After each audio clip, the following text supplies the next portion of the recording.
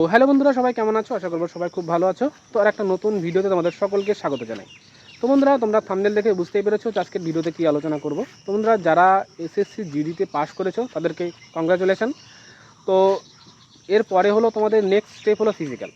তো আজকের এই ভিডিওতে আলোচনা করব যে তোমাদের ফিজিক্যালে একটা নতুন নিয়ম লাগু হয়েছে সেটা, এবং তোমাদের কি কি ডকুমেন্ট লাগবে সেই বিষয়টা। তার সাথে যারা ফাইনাল যে ম্যারিড কাট আপ কত যেতে পারে তার একটা আইডিয়া বা একটা ধারণা তোমাদের কাছে কিন্তু দেবো আজকে ভিডিওর মাধ্যমে। তো ভিডিওটা সম্পূর্ণ দেখবে, আর চ্যানেলে নতুন হলে অবশ্যই চ্যানেলটা সাবস্ক্রাইব করবে। তো চলো বন্ধুরা, বিষয়টা এক এক করে আলোচনা করা যাক।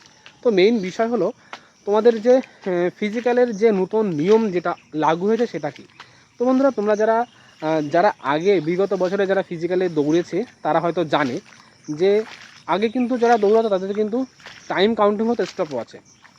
তো এবার কিন্তু সেই স্টপ ওয়াচে কিন্তু টাইম কাউন্টিং হবে না। তোমরা দৌড়ানোর সময় তোমাদের পায়ে একটা চিপ থাকবে, আর সেই চিপেই কিন্তু তোমাদের টাইমটা কাউন্টিং হবে। তুমি কখন স্টার্ট করলে আর কখন শেষ করলে।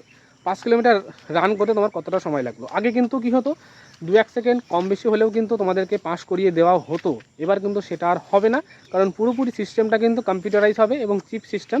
তো সেই কারণে রানটা কিন্তু একটু হার্ড হতে চলেছে। অতএব তোমরা কোনোরকম কোনো এখানে অপরচুনিটি পাচ্ছ না। পুরোপুরি যেটা কাউন্ট হবে অরিজিনালি সেটাই তোমার কিন্তু থাকবে, ওখানে কোনোরকম কোনো ছাড় পাবে না। দ্বিতীয়ত রয়েছে তোমাদের যে ডকুমেন্টেশন। তোমাদের ডকুমেন্টগুলো কী কী লাগছে, অর্থাৎ এমনটা শোনা যাচ্ছে নাকি তোমাদের এসএসসি জিডিতে এই মাঠের সাথে সাথেই নাকি মেডিকেল হওয়ার একটা সম্ভাবনা আছে। যদি এমনটা হয় তাহলে তোমাদের কী কী ডকুমেন্ট লাগবে। তো প্রথম কথা হলো তোমাদের মাধ্যমিক পাস এবং উচ্চ মাধ্যমিক পাসের যে সার্টিফিকেট প্লাস মার্কশিট সঙ্গে নিয়ে যেতে হবে, প্লাস ডোমিসিয়াল সার্টিফিকেট অর্থাৎ বাসিন্দা সার্টিফিকেট তোমাদের কিন্তু নিতে হবে। জানো তোমরা কী করে ডোমিসিয়াল সার্টিফিকেট তুলতে হয়, সেটা তোমরা সবাই ভালো করে জানো। অবশ্যই তোমরা হয়তো কাগজটা হয়তো অলরেডি অনেকে হয়তো তুলে ফেলেছে বা অনেকে তোলার জন্য চেষ্টা করছো। অবশ্যই এরপর একটা ভিডিও বানানোর চেষ্টা করবো আমি, যদি তোমরা চাও অবশ্যই কমেন্ট করে জানিও। আমি তোমাদের ভিডিওতে বলে দেবো কীভাবে ডোমিসিয়াল সার্টিফিকেট তুলতে হয়। যদি তোমাদের দরকার হয় অবশ্যই আমাকে জানাবে, তাহলে আমি অবশ্যই এরপর একটা ভিডিও করে দেখাবো, তোমাদেরকে বলে দেবো কি সিস্টেমটা কী। আর দ্বিতীয় হলো তোমাদের কাস্ট সার্টিফিকেট। ঠিক আছে, তুমি কোন কাস্টের আছো সেই কাস্ট সার্টিফিকেটটা নিতে হবে। কেউ যদি এনসিসি হয়ে থাকো, এনসিসি, তাহলে এনসিসির সার্টিফিকেটটা অবশ্যই এর সাথে নিয়ে যাবে সঙ্গে করে। এছাড়া তোমাদের তার সাথে 7 থেকে 8 কপি বা 10 কপি মতো ফটো কিন্তু নিতে হবে ওর সাথে। ঠিক আছে, বুঝতে পারলে কী কী লাগবে।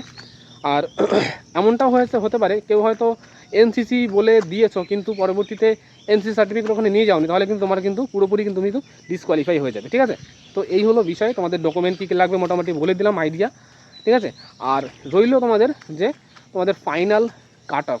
ঠিক আছে, তোমাদের ম্যারিট কত যেতে পারে। তো দেখো বন্ধুরা, আমি আগেও একটা ভিডিওতে বলেছিলাম যে তোমাদের ম্যারিট অর্থাৎ কাট অফ কিন্তু এবারটা আগের থেকে অনেকটাই কম যাবে। তো যেটা কিনা তোমরা এবারও দেখতে পেয়েছো যে বিগত বছরের থেকে ফিজিক্যাল কাট অফটা কিন্তু আগের থেকে অনেকটাই কম গেছে, আর ফাইনাল কাট অফটাও কিন্তু তোমাদের অনেকটাই কম যাবে। তো কতটা যাবে সেটাই তোমাদেরকে বলার বিষয়।